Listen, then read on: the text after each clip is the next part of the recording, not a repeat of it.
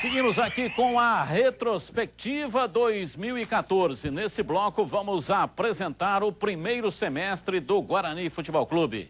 Põe na tela. A esperança era a palavra-chave para mais um início de ano no Guarani. O presidente Álvaro Negrão foi buscar nomes de sucesso no interior para tentar o acesso no Paulista. Luiz Simplício, que tinha feito boas campanhas no Mojimirim, e Márcio Fernandes, que subiu com o Comercial no estadual anterior, eram coordenador de futebol e técnico, respectivamente. Com as já conhecidas limitações financeiras, Simplício tentou trazer apostas de fora, dar chance para a base e contar com a experiência de nomes como Fumagalli, Douglas e Fabinho. Mas logo na estreia da A2, derrota por 3-1 para o Velo Clube. A primeira vitória chegou na terceira rodada diante do São José. O Bugre não tinha um elenco de encher os olhos e ainda contava com outro problema. Com o Brinco de Ouro interditado por causa das obras para a Copa, o time mandou as primeiras partidas em Bragança Paulista. E lá conseguiu bons resultados, como as vitórias sobre o São Caetano e o Barueri. Mas nem o bom gramado de Bragança Paulista ajudou a equipe a deslanchar na competição. Após as 10 primeiras rodadas, os alviverdes ocupavam apenas a 7ª colocação, com um total de 4 vitórias, 4 empates e 2 derrotas. Estamos apresentando a retrospectiva, primeiro semestre do Guarani. Vamos já analisar aqui com os comentaristas, mas agora a segunda parte da matéria. A vitória sobre o União Barbarense na 11ª rodada deu um ânimo a mais para o time comandado por Márcio Fernandes. O Guarani estava a apenas 2 pontos da zona de acesso. Depois de beliscar um pontinho fora de casa contra o São Bento, a partida contra o Red Bull em Paulínia ganhou um clima de decisão. Uma vitória poderia colocar o Bugre pela primeira vez no G4. Os quase 4.000 bugrinos presentes fizeram um caldeirão para apoiar o Guarani. E até que deu resultado, viu? Os jogadores do Toro Louco sentiram. Olha o Alan Dias aí marcando conta. No segundo tempo, mais uma vez Fumagalli na bola e mais um gol contra do Red Bull. Dessa vez foi Maziel. 2-0 Guarani. Só que aí, apagão. Em 10 minutos de Nelson e Enan empataram e complicaram a vida do Bugre. Complicaram mesmo, viu? Porque o elenco sentiu o empate. Depois desse jogo dramático, o Guarani não venceu mais na Série A2. Em 5 jogos disputados, 4 derrotas e 1 empate, que culminaram na demissão de Márcio Fernandes antes mesmo do campeonato acabar. Sob comando interino, o Guarani fechou a péssima campanha no estadual com uma derrota para o Rio Branco e na 13ª posição. Olha, inimaginável, o grande da competição, falando da Série A2 do Campeonato Paulista, era o Guarani. Terminou na 13ª colocação, quase foi rebaixado para a Série A3. O primeiro semestre do Guarani foi um desastre, hein? Olha, a contratação do Luiz Simplício, que fez um ótimo trabalho no Mojimirim, ela foi cercada de muita expectativa positiva. Ele é um cara que conhece futebol. Márcio Fernandes fez um bom trabalho. Mas o Guarani pecou.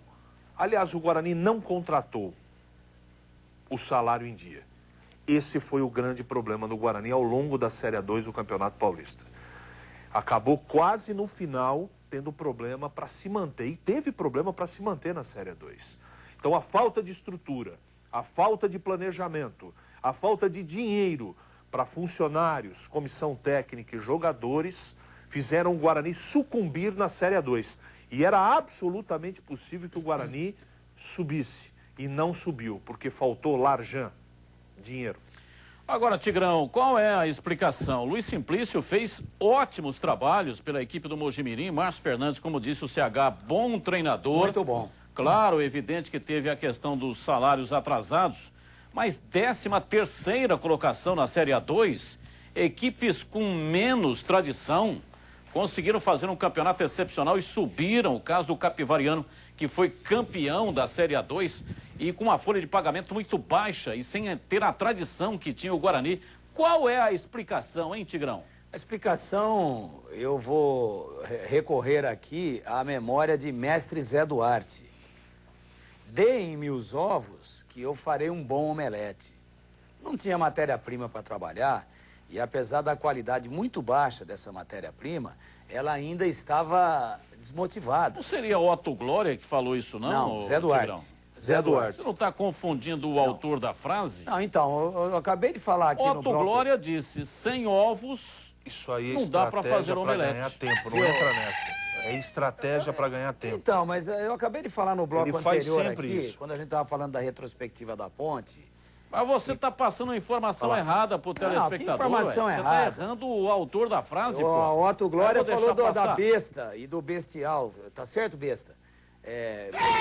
Bestial, o técnico vai de besta a bestial numa fração de segundo, coisa do tipo. O negócio do omelete foi o Zé Duarte. Então... Frase de Otto Glória, sem ovos não se faz omelete. Histórica, entra aí no Google aí, ó. Que dia que é hoje? Entra no Google aí, põe aí, sem ovos não se faz omelete, pra ver quem é que falou essa frase. Ô, Batista, o negócio é o seguinte, quem falou essa frase foi o senhor José Duarte. E tem mais uma coisa, o elenco era fraco, o Guarani vivia um tumulto muito grande administrativamente, como continua vivendo, lamentavelmente. E o começo do ano de 2014 era só o prenúncio daquilo que seria o ano na sequência toda, no momento mais delicado, mais complicado e mais triste da história desse clube mais do que centenário e campeão brasileiro em 78. Você quer ver um outro aspecto que atrapalhou muito as pretensões da equipe? A interdição do estádio Brinco de Ouro da Princesa. O Guarani disputou o campeonato todo com uma equipe nômade em Indaiatuba, belíssima Indaiatuba, em Bragança Paulista, belíssima Bragança, em Americana, sensacional, lá em Paulínia, muito bom, só que ele jogou todas fora de casa. Jogou 2 jogos no Brinco. Apenas 2. O ano inteiro. Em 19 do Campeonato Paulista, não jogou nenhum do Campeonato Paulista. Então, essa situação também atrapalhou.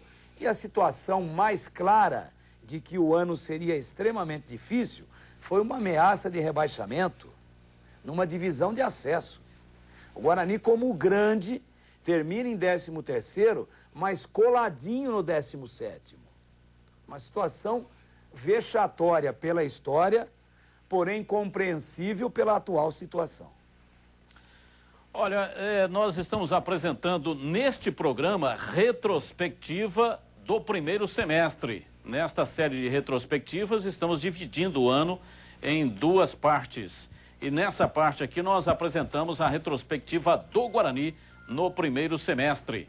O Guarani, claro, evidente que depois seguiu no segundo semestre com problemas intermináveis, muito difíceis de serem resolvidos. Agora, com relação ao futebol da região no primeiro semestre, o que a gente poderia dar relevo no futebol da região no primeiro semestre? Mojimirim... Mojimirim foi muito bem, né, Batista? Campeão do torneio do interior? O Mojimirim foi muito bem. O Capivariano foi campeão da Série A2. Na né? região também teve o problema do Paulista, que foi rebaixado para a Série A2. Isso foi uma péssimo. grande decepção. A primeira vez, eu nem sei em quantos anos, o Paulista voltou para a 2ª divisão no Campeonato Paulista. A região, Batista, mais teve problemas, com exceção do Mojimirim, né, Tigrão, do que propriamente motivo para comemorar. O futebol está deficitário há anos. E o futebol hoje está sendo tocado fora da realidade da economia do país, fora da realidade do trabalhador brasileiro e fora da realidade daquilo que os clubes têm possibilidades de arrecadar. O futebol é tocado dentro de um glamour que não se justifica. O futebol, atualmente, ele é vendido como uma espécie de ovo de Páscoa. Apesar de estarmos não na época do coelho, e sim na época do Papai Noel. Panetone. Né? Do panetone, do peru. Aliás, um bom peru para você, Batista, você que é chegado. Então, Olha, é o seguinte... o regulamento do Campeonato Paulista concluir? também acabou prejudicando, né? Regulamento esdrúxulo do Campeonato Paulista, que, aliás, vai se repetir o ano que vem. Posso concluir agora? Por favor. Será que você não aprendeu a história do burro 2 ainda? Você é o burro 2. Deixa o burro 1 Então é o terminar. seguinte, vamos para o intervalo. Depois do intervalo, o Tigrão vai concluir o raciocínio dele. Não fala mais nada, vai. Tá louco, o cara é muito prolixo. Não chega nunca ao fim da... Você apresenta e comenta o programa, pô.